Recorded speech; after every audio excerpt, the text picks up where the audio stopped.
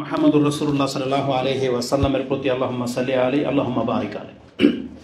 আজকের এই জাতীয় প্রেস ক্লাবে যে বিষয়টা নিয়ে এখানে আলোচনা করার বা মত প্রকাশ করার যে আয়োজন করা হয়েছে, সেখানে একটা কথা লেখা আছে যে এই নারী কমিশনের যে উপস্থাপনা করা হয়েছে সেখানে ইসলামিক দৃষ্টিভঙ্গি কি, মানে ব্যাখ্যা কি।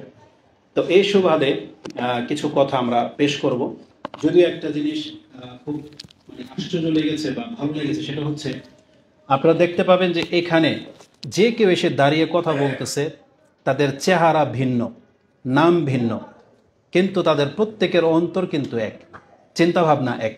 যাই বলতেছে একজনের সাথে আরেকজনেরটা মিলে যাচ্ছে। আমার যে নোট, এটা আমাদের প্রত্যেক ভাই যারা বক্তব্য করেছে সবার সাথে মিল পাচ্ছি যে এই বিষয়গুলো আমার বলা উচিত যেটা উনি বলতেছে।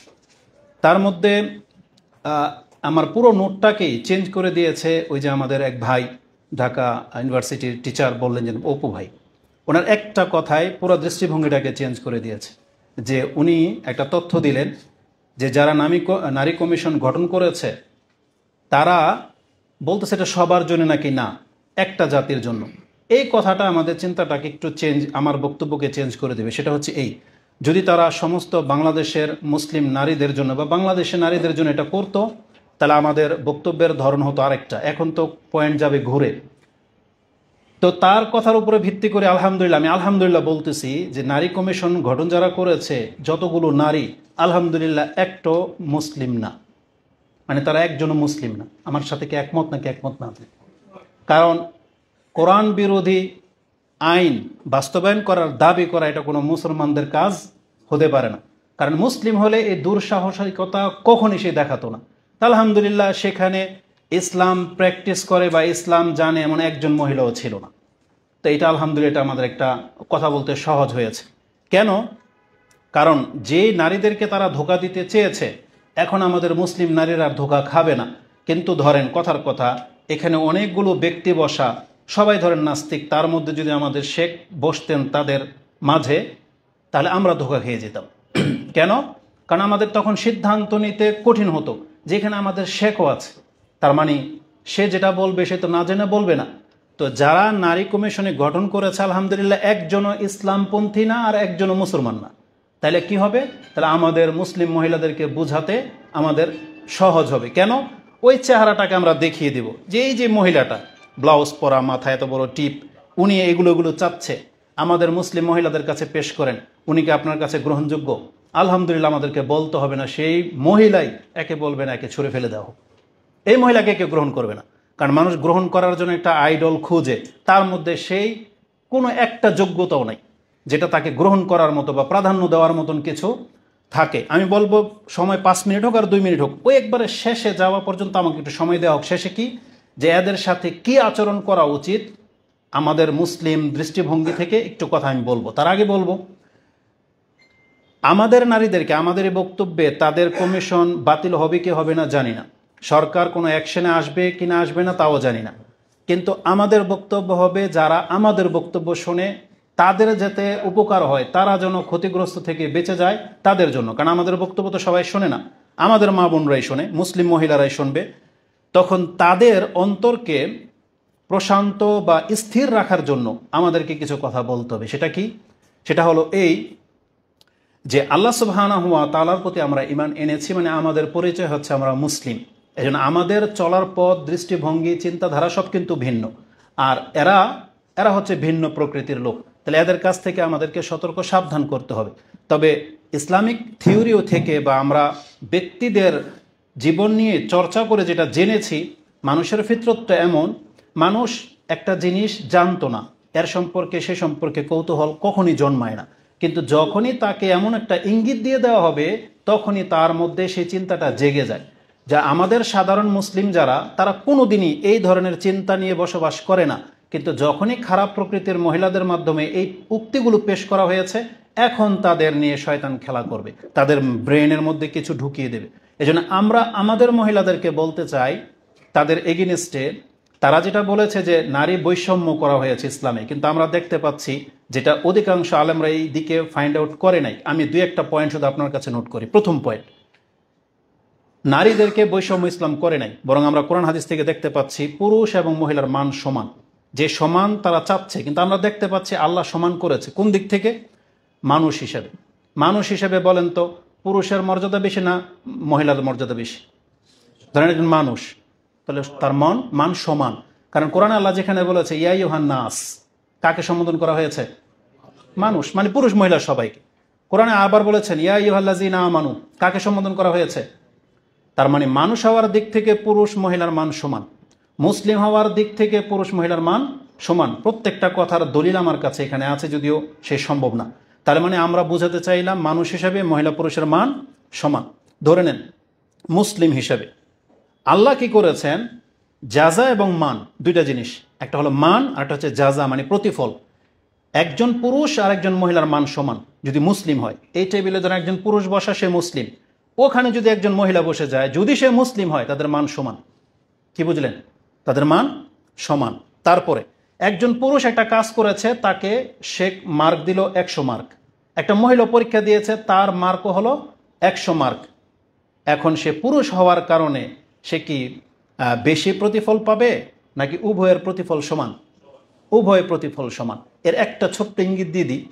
আদম আলাইহিস সালামকে যখন আল্লাহ বলেন আনতা ওয়া যাওজুকা ফিল জান্নাহ, তুমি তোমার আর তোমার স্ত্রী জান্নাতে ঢোকো, তারপর আল্লাহ বলেছেন অকুলা মিনহা হাইসু শিতুম রাগাদান শিতুমা, অকুলা মিনহা হাইসু শিতুম রাগাদান, তোমরা উভয়ে যা খুশি তা খেতে থাকো, যেখান থেকে সেখান থেকে খেতে থাকো। আদমকে কথা বলা হয় নাই যে তুমি খাও আর তোমার স্ত্রীকে খাওয়াও, কিন্তু জান্নাতে বলা হয়েছে তোমরা দুইজনে খাও। তার মানে জান্নাতে যখন একটা মহিলা ঢুকবে, একটা পুরুষের স্বাধীনতা যেমন, একজন মহিলার স্বাধীনতা তেমন।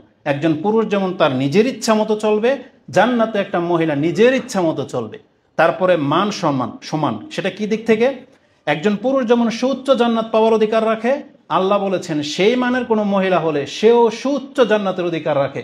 আর তার দলিলও কিন্তু আল্লাহ কোরআনে রেখে দিয়েছে। সেটা কোথায়?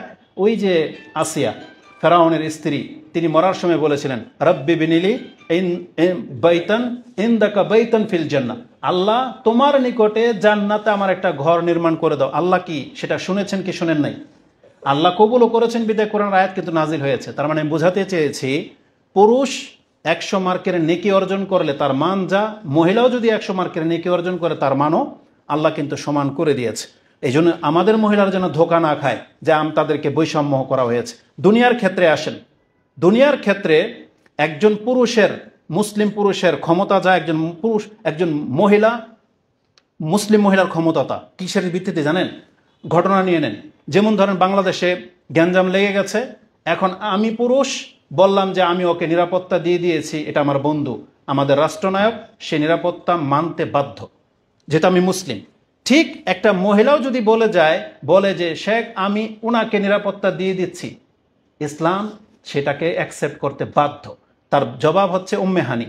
মক্কা বিজয়ের দিন আলী রাদিয়াল্লাহু তাআলা আনহু একজনকে হত্যা করতে চেয়েছে, উম্মে হানি এসেছে রাসূলুল্লাহ সাল্লাল্লাহু আলাইহি ওয়াসাল্লামের কাছে এবং বলেছে ইয়া রাসূলুল্লাহ, আমি ওকে নিরাপত্তা দিয়ে দিচ্ছি, কিন্তু আমার মায়ের সন্তান মানে আলিয়াকে হত্যা করতে চায়। রাসূল বলেছেন আমি তাকে নিরাপত্তা দিয়ে দিলাম, বা আমরা তাদেরকে নিরাপত্তা দিয়ে দিব যাদেরকে তুমি নিরাপত্তা দিয়ে দিয়েছ। তার মানে একজন মহিলা এতটা ক্ষমতা রাখে যে সে যদি কোনো আবদার করে তাহলে রাষ্ট্র সেটাকে গ্রহণ করতে পারে, এবং তাকে সেই অধিকারও দেওয়া হয়েছে। তারপরে তারা বলে বিয়ে সংক্রান্ত অনেক কিছু বলেছে।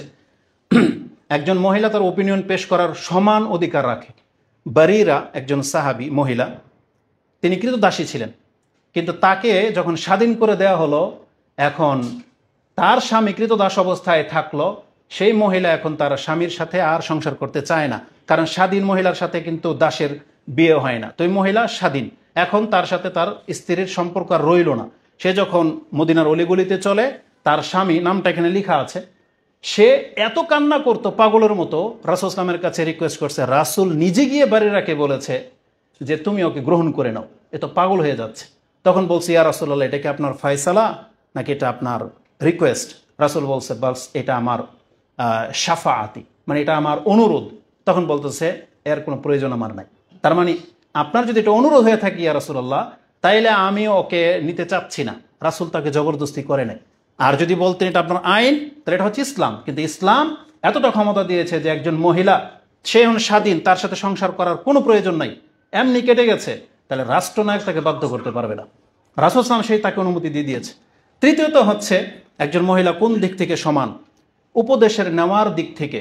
একজন মহিলা যদি জ্ঞানী হয়, তাহলে একজন পুরুষও যদি জ্ঞানী হয়, কিন্তু জ্ঞানের মাত্রা যদি মহিলার বেশি থাকে, তাহলে পুরুষের জ্ঞানকে ছেড়ে দেওয়া হবে, মহিলার জ্ঞানকে নিয়ে নেওয়া হবে বিশেষ ক্ষেত্রে। যেমন ভিতরের সালাতের ক্ষেত্রে আব্দুল ইবনে আব্বাসের মতন ব্যক্তি রাদিয়াল্লাহু তাআলা আনহুমা তিনি বলছেন যে আমার চাইতে উম্মুল মুমিনিন আয়েশা রাদিয়াল্লাহু তাআলা আনহা এই সম্পর্কে বেশি জ্ঞান রাখে, তার ফতোয়াটা গ্রহণ করে এবং সে কি ফতোয়া দেয় সেটা আমাকেও জানাবে। তার মানে বোঝা যাচ্ছে যে কিছু বিশেষ ক্ষেত্রে যদি কোনো মুসলিম মহিলা বেশি জ্ঞানী হয়, তারটাকে বেশি প্রাধান্য দেওয়া হবে। তাহলে সব ক্ষেত্রে ইসলাম মহিলাদের এই অংশগুলো রেখেছে।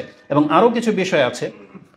রাসূলুল্লাহ সাল্লাল্লাহু আলাইহি ওয়াসাল্লাম ক্রিটিক্যাল অবস্থায়, মক্কা হুদাইবিয়ার সন্ধির সময় উমরা করতে দেওয়া হবে না, তখন রাসূলুল্লাহ সাল্লাল্লাহু আলাইহি ওয়াসাল্লাম সমস্ত সাহাবীদেরকে বললেন, তোমাদের পশু জবাই করে ফেলো, চুলগুলোকে ফেলে দাও। একটা সাহাবীও ওঠে নাই।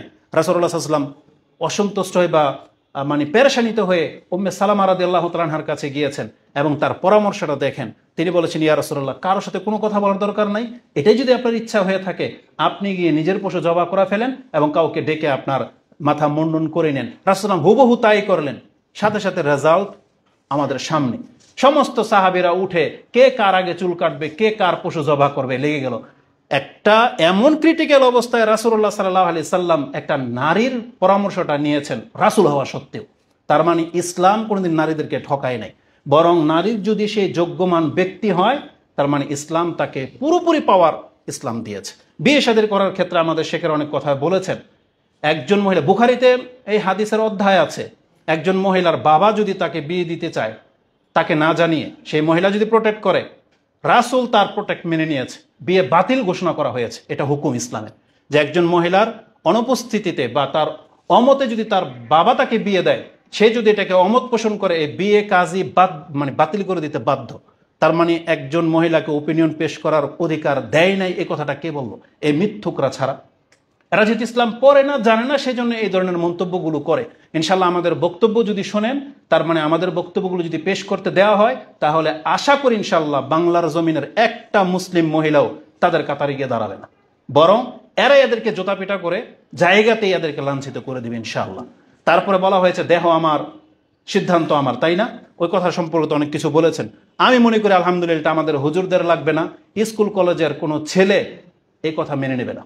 এমন কোন পুরুষ আছে যে এই সিদ্ধান্ত মেনে নেবে যে আমি তাকে মোহর দিয়ে বিয়ে করলাম আর সে আমি পরবাসে চলে যাবে এগেইনস্টে, সে তার দেহ আরেকজনের সাথে শেয়ার করবে? এটা একজন গায়রত মানে একজন সুস্থ মস্তিষ্কের পুরুষ কোন দিটা মানবে না। আমাদের প্রধান উপদেষ্টা ডক্টর ইউনূস, উনি যদি এই ফতোয়া মেনে নেয়, তার স্ত্রী যদি যার তার সাথে শুইতে চায়, ওনার মতন ব্যক্তিটা মেনে নেবে? বলেন, মেনে নেবে? এটা কোনোদিন হতে পারে না। আরে বাংলাদেশের মুসলিমদের কথা বাদ দেন, ইন্ডিয়াতে যে সিরিয়ালগুলো দেখে না, ক্রাইম পেট্রোল বা কিছু, তাতে দেখা যায় এ পরকীয়া করার কারণে অহরহ হত্যা হচ্ছে, খুন হচ্ছে, ক্রাইম হচ্ছে। কেন? কারণ এটা হিন্দু হওয়া সত্ত্বেও এটা মানে না যে আমার মহিলা আরেকজনের সাথে কিভাবে শুইতে পারে, এটা মানে না হিন্দু হওয়া সত্ত্বেও। আর মুসলিম দেশে এটা কোনো মুসলমান মেনে নিতে পারে? এটা প্রশ্নই ওঠে না। তাহলে আমরা ওইদিকে যাব না, যেটা আমাদের মহিলারা আলহামদুলিল্লাহ মানবে না। এখন কথা হচ্ছে কি, যে একজন মহিলা এরকম প্রস্তাব করতেই পারে। ধরেন কথার কথা, এটা দুই একটা দলিল দিয়ে দিই। আমরা সবাই যে একবারে তাদের বিপক্ষে দাঁড়িয়ে গেছি বিষয়টা এরকম না। তারা মনে করে যে আমাদের বাক স্বাধীনতা নাই। দেখেন ইসলামে বাক স্বাধীনতা আছে, কিন্তু এদের পরিচয়টা তাকে ক্লিয়ার করতে হবে। আমরা জানি মানুষের পরিচয় চারটা: মুসলিম, অমুসলিম, জ্ঞানী আর মূর্খ। যেমন মুসলিমদের মধ্যে আরো তিনটা ভাগ আছে, এক হচ্ছে জ্ঞানী মুসলিম, আর একটা হচ্ছে অজ্ঞ মুসলিম। আর যারা অমুসলিম তারা পুরো এক কাতারে ওটা জ্ঞানী আর ট্যানি নেই, অমুসলিম হিসাব করব। আর মুসলিম যদি হয় তাহলে হবে জ্ঞানী আর অজ্ঞ। জ্ঞানী মুসলিম কোনোদিন ইসলামের এগেইনস্টে একটা কথাও বলবে না। যেমন আজ পর্যন্ত কোনো পুরুষ আপনি দেখবেন না দোয়াতে সে আল্লাহর কাছে বলেছে আল্লাহ তুমি আমার নবী বানাও। একটা পুরুষ কি জীবনে কোনো দোয়া করেছে আল্লাহর কাছে? আজ পর্যন্ত কোনো পুরুষকে এটা মনে করে যে আমাকে ছোট করা হয়েছে, এই নবীর পদ বন্ধ করা হয়েছে? কোনো পুরুষ এটা করে? কারণ প্রত্যেক পুরুষের জ্ঞান আছে, কিন্তু মহিলারা পুরুষের মতো হতে চায়, তাই না? এটাই তো তাদের অবস্থা। এটার জবাবটা কি জানেন? আল্লাহ সুবহানাহু ওয়া তাআলা আমাদেরকে জানিয়ে দিয়েছেন জ্ঞানী আর মূর্খ কোনো সমান হতে পারে না, যে আয়াতগুলো আমার সামনে আছে। তো এরা কারা? এটা পরিচয়টা স্পষ্ট করতে হবে। প্রথম গণ্য করতে হবে এরা অমুসলিম। এরা প্রত্যেকটা হচ্ছে অমুসলিম। অমুসলিম যদি কোনো মুসলিম রাষ্ট্রে মুসলিমদের তকদিরের ফয়সালা করতে চায়, আমি মনে করি আমাদের মুসলিমদের উচিত এদের তকদিরের ফয়সালা এই চান্সে করে ফেলতে হবে। এদের তকদিরটা কি হবে এখন, ওই ফয়সালা আমাদেরকে করে ফেলতে হবে। সরকার যদি না করে, এই দায়িত্বটা আমাদের মুসলিমদেরকে নিয়ে ফেলতে হবে, এবং একটাকেও ছাড়া মনে হয় উচিত না। কারণ আমি মনে করি যে আমাদের বাংলাদেশের অবস্থাটা এমন পর্যায়ে চলে যাচ্ছে, রাসূলুল্লাহ সাল্লাল্লাহু আলাইহি ওয়াসাল্লামের কিন্তু অনেকগুলা সুন্নাহ আছে, বুঝানো সুন্নাহ, টেক কেয়ার করা সুন্নাহ, রাষ্ট্র দখল করা সুন্নাহ।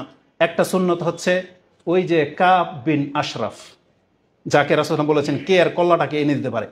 আমার তো মনে হয় আমাদের বড়রা শুধু আমাদেরকে ঠেকিয়ে রেখেছে, আমাদের আলেমদের ফতোয়া মোতাবিক তো আমরা চলি, কিন্তু আমাদের কেন যেন মনে হচ্ছে যে এই সুন্নাহটাও কোনো কোনো মুসলিমের বাস্তবায়ন করা উচিত, কোনো কোনো ব্যক্তির ক্ষেত্রে। যদি সরকার তাদের সম্পর্কে অ্যাকশন না নেয় না, তাহলে আমার মনে হয় কাব বিন আশরাফের সাথে যা করা হয়েছিল, এমন কিছু ব্যক্তিকে ফাইন্ড আউট করে তাদের সাথে এই সুন্নাহটা পালন করা উচিত। আমি শুধু ইঙ্গিতে বললাম, বাকিটা আমাদের বড়রা বলবে, এই সিদ্ধান্ত তাদের কাছ থেকে আমরা নেবেন। কারণ আমাদেরকে বলে দেওয়া হবে এটা আবার জঙ্গি ট্রেনিং নেওয়া হচ্ছে বা কিছু একটা বলে দেবে। তো যাই হোক, আমরা যেটা বলতে চাচ্ছি, কোনো মূর্খ লোক যদি রাষ্ট্রের কাছে কোনো দাবি পেশ করে, এটা হইতে পারে। যেমন 3টা পয়েন্ট আমি আপনাকে বলবো, মানে আপনারা জানেন সেই ঘটনাগুলা। একটা ঘটনা ওই যুবক যে বলেছিল ইয়া রাসূলুল্লাহ আমাকে জেনা করার অনুমতি দিয়ে দেন। এ কি জ্ঞানী ছিল না অজ্ঞ ছিল? ছিল তো মুসলিম, কিন্তু অজ্ঞ। কারণ অজ্ঞ না হলে এরকম প্রস্তাব সে পেশ করতে পারে না। তার মানে বোঝা যাচ্ছে যে একজন মুসলিম অজ্ঞতাবশত এমন নাজায়েজ কিছু চাইয়ে ফেলতে পারে যে আমাকে অনুমতি দিয়ে দেন। রাষ্ট্রনায়কের কাজ কি? ওকে বুঝানো। ওকে আমরা নাস্তিক ফতুয়া দেই না, রাসূল ওকে বুঝিয়েছে, দোয়া করেছে, ও শুধরে গেছে। আরেকটা প্রস্তাব কি? রাসূলকে বলা হয়েছিল এই যে আল্লাহ না জাতু আনওয়াত, ইয়া রাসূলুল্লাহ আমাদেরকে এদের মতোই জাতুল আনওয়াত মানে একটা গাছকে নির্ধারণ করে দেন যার কাছ থেকে আমরা বরকত নেব। রাসূল কি বলেছেন? তোমরা তো এই মূসার কওমের মতো হয়ে গেছো, মূর্খ অজ্ঞ জাতি, যে তোমরা জেনে শুনে শিরকের জিনিস আমার কাছে চাচ্ছ। রাসূল কিন্তু তাদেরকে ওই নাস্তিক কুফুরি ফতোয়া লাগায় নাই, কারণ অজ্ঞ। রাসূল মেনে নিয়েছেন, ওদেরকে বুঝিয়েছেন, তারা সেখান থেকে ফিরে এসেছে। তার মানে বোঝাতে চেয়েছি, অজ্ঞ মুসলিম কিছু না কিছু দাবি করতে পারে, তার টেক কেয়ার কীভাবে করবে এটা রাষ্ট্রনায়ককে জানতে হবে। তারপরে রাসূলুল্লাহ সাল্লাল্লাহু আলাইহি সাল্লামের কাছে এরকমের এমন কিছু প্রস্তাব করা হয়েছিল যেটা ইসলামের সাথে যায় না, রাসূল তাদেরকে বুঝিয়েছেন। তাহলে আমাদের রাষ্ট্রনায়কের কাজ হচ্ছে তাদেরকে বোঝানো, যদি তারা নিজেদেরকে মুসলিম দাবি করে। আর যদি তারা মুসলিম দাবি না করে, তাহলে প্রত্যেকটা চেহারাকে মনে রাখতে হবে, এবং এই টেবিল থেকে এমনকি পুরো বাংলার জমিনের ইসলামপন্থীদেরকে এক বাক্যে বলতে হবে, এদের জন্য তওবা না করলে মুসলিমদের কোনো কবরস্থান যেন ঠাঁই না পায়। এটা আপনাদেরকে প্রস্তাব পাশ করতে হবে। এদের জানাজা চলবে না। এদের পরিবারের পুরুষ যারা যারা সাপোর্ট করেছে, যারা লিখেছে, যারা ব্রিফিং দিয়েছে, প্রত্যেকটাকে তওবার দিকে ডাকা হবে। না হলে কোনো মুসলিমের কবরস্থান যেন এদের জন্য জায়গা না হয়, এটা করতে হবে। না হলে আরও দিন দিন বহু কিছু মাথাচাড়া দিয়ে উঠতে পারে। তালাকুল্লি হাল, আমরা অ্যাগ্রেসিভগিরি থেকে যাব না, আমরা শুধু জাস্ট প্রস্তাব পেশ করতে পারি। এটার অবশ্যই তদন্ত হওয়া উচিত এবং বিচার হওয়া উচিত। না হলে এরা কিভাবে 90% মুসলিমের তাকদির নিয়ে খেলা করতে পারে, এই সুযোগ তাদেরকে দেওয়া উচিত না। তাহলে এই সম্পর্কে বহু কথা ছিল, যেহেতু সময় শেষ আমি আমার কথাকে সংক্ষিপ্ত করতেছি। শুধু এতটা বলবো, রাসূল বলেছেন পুরুষদের জন্য মহিলাদের চাইতে এত বড় ফিতনা আমি আমার জাতির জন্য ছেড়ে যাচ্ছি না। আমরা এতদিন ভাবতাম শুধু এটা হয়তো খারাপ কাজের দিকে ইঙ্গিত করে, কিন্তু আমাদের তকদিরের উপরে এমন মহিলারা চেপে যাচ্ছে যে আমাদের মানে দিন ধর্ম নিয়ে খেলা করা শুরু করে দিয়েছে। আর একটা হাস্যকর কথা বলে দিই, আপনাদের হুজুরদেরকে নিয়ে বলে দিই। ইসলামিক বিরোধের কিছু আবদার করাতে সবাই লড়ে চড়ে বসেছেন, অথচ এতদিন ক্ষমতায় ছিল মহিলা। চিন্তা করা যায়, এতদিন ক্ষমতায় ছিল মহিলা, আমাদের দেশের পুরুষরা এটা মেনে কিভাবে নেয়, বুঝেন না? এটা তো এইগুলো তো ওইটার চাইতেও ছোট। রাষ্ট্রনায়ক যদি মহিলা, তার মানে সেই দেশের মহিলারা এই ধরনের কিছু প্রস্তাব করতেই পারে। তাদের এই মাথাটাকে ভেঙে দিতে হবে। আগে মুসলিম থিওরির ভিত্তিতে আপনি মুসলমান যদি হন, আপনাকে এটা ওয়াদা করতে হবে আল্লাহর সাথে যে আল্লাহ এই নারী নেতৃত্ব থেকে বা নারীদেরকে আগে বাড়ানোর চেয়ে যেই অধিকার আল্লাহ তাদেরকে দেয় নাই, এখান থেকে আপনি আল্লাহর কাছে আশ্রয় চান, তওবা করেন। কারণ আল্লাহ সুবহানাহু ওয়া তাআলা সবার সম্মান দেখিয়েছেন, কিন্তু কার কি দায়িত্ব সেটা আল্লাহ বলে দিয়েছেন। ইনশাআল্লাহ খুতবাতে আমরা 3টা পয়েন্ট উল্লেখ করব, যে মহিলাদের মূল দায়িত্ব কি, মহিলাদের অংশ কি, এবং এই জমিনে বাঁচতে হলে তাদের আল্লাহ সুবহানাহু ওয়া তাআলার পক্ষ থেকে কিভাবে সেই দায়িত্বগুলো পালন করতে বলা হয়েছে, এগুলো মহিলাদেরকে জানতে হবে। এটা থাকবে আমাদের মেসেজ ইনশাআল্লাহ। আমাদের কথায় ভুল ভ্রান্তি বা বাড়াবাড়ি হয়ে থাকলে আল্লাহ যেন ক্ষমা করেন, এবং এই ফিতনা থেকে আল্লাহ আমাকে, আমাদের মুসলিম ভাইদেরকে, বাংলাদেশকে আল্লাহ যেন হেফাজত করেন। আমিন। আসসালামু আলাইকুম ওয়া রাহমাতুল্লাহি ওয়া বারাকাতুহু।